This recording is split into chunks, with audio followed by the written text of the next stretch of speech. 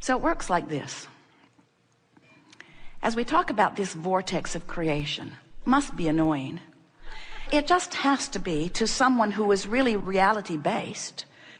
You go home and you say to your friends, yeah, I don't know.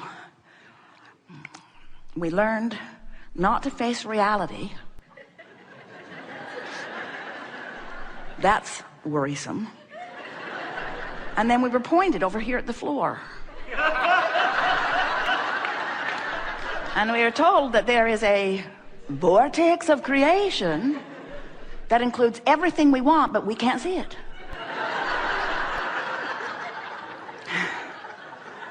It was a little like smoke and mirrors. And then we were told that if we would feel for it, because we can't see it or hear it or smell it or taste it or touch it, if we would feel for it, we would feel better. And that when we feel better, then it would come.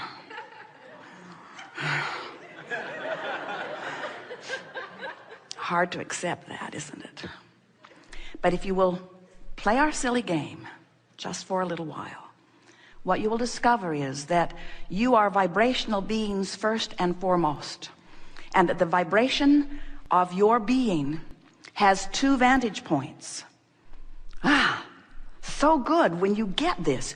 Two vantage points. The vantage point of what you're focused upon right now, what you're talking about, what your attitude is, what your mood is, whatever you're focused upon, that's a vantage point. It's you focusing.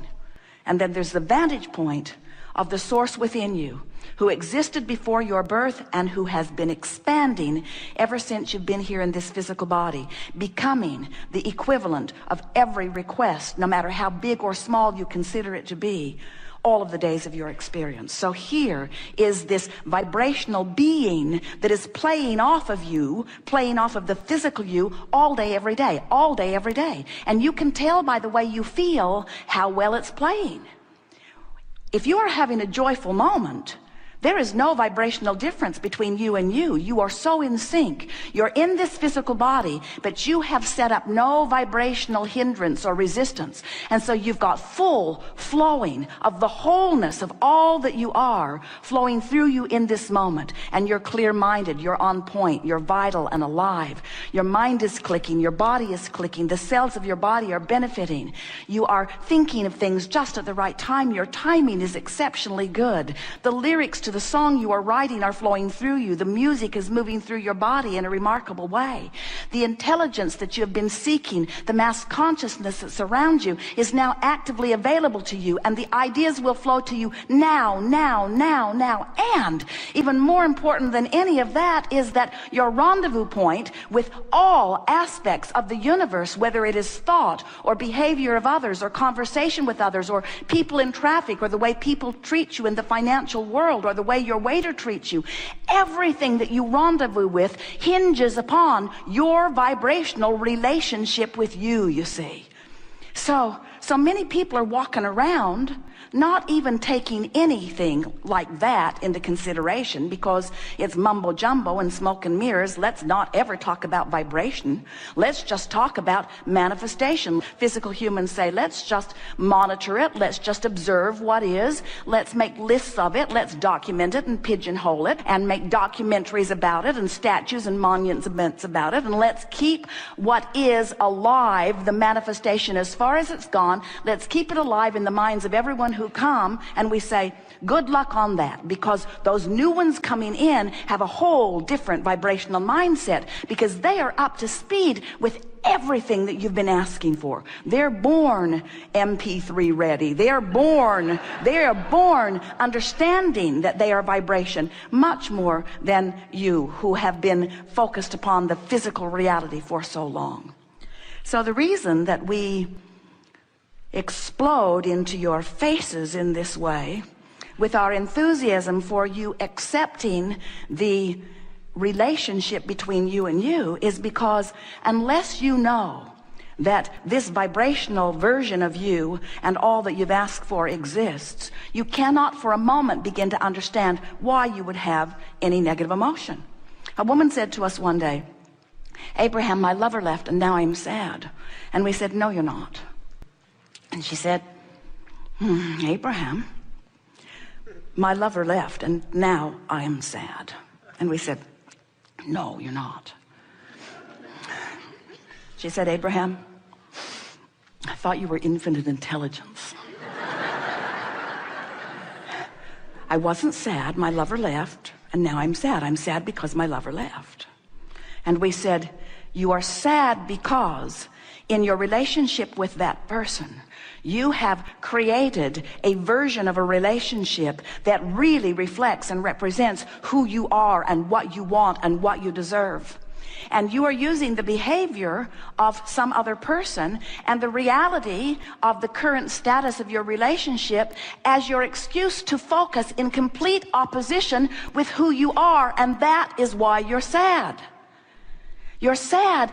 Your emotions are always and only ever about you disallowing who you are. And we know this person was right in the sense that this is my current reason, this is the current reaction that I'm having to life. But we want to suggest to you that while it is the most normal thing in the world to live in your world and to interact with those around you and to react or respond to what is happening, that if you will decide, rather than to be reactive, to be proactive, rather than react to what's happening, to let what happened cause you, and it will automatically, to take the bounce, because when you know what you don't want, you know what you do want every single time. There is this vibrational law that says to the degree that you don't want it, there is an equal degree to which you do want it. In other words, if you sort of don't like that, you sort of want something. But if you really, really, really don't like that, then you really, really, really, really want something. It is always an equal and proportionate vibrational bounce. And if we can convince you today that the larger part of you took the bounce, became rich, became clear, became healthy, became loved, became a lover, became clear-minded, became responsive to life, became valuable to your world, if you can hear us when we say that did happen, and that every bit of negative emotion that you feel is because you didn't let it happen for you yet, then you'll know what your guidance system is telling you. Then you'll bless negative emotion in the same way that Jerry blesses the bumps along the edge of the road that let him know that Esther's driving off of it. Well, the bumps don't bother Esther. She sort of thinks of them as a friend who will respond to her in every moment. Jerry sometimes gets lost back in the back of the bus, and Esther's up there all alone, but she's always got her bumps, who will always say, yes, Esther, we are aware of you as you are driving off into the bar pit. You have this guidance that is letting you know where you stand in every moment in relationship to who you have become. And those are the words that we really want you to hear. To who you have become, not to a standard that someone else has set, not even to the standard that you held when you made the decision to come, because it has evolved much further since you got here. To the standard of who you have become, and anything less than that will not feel good to you.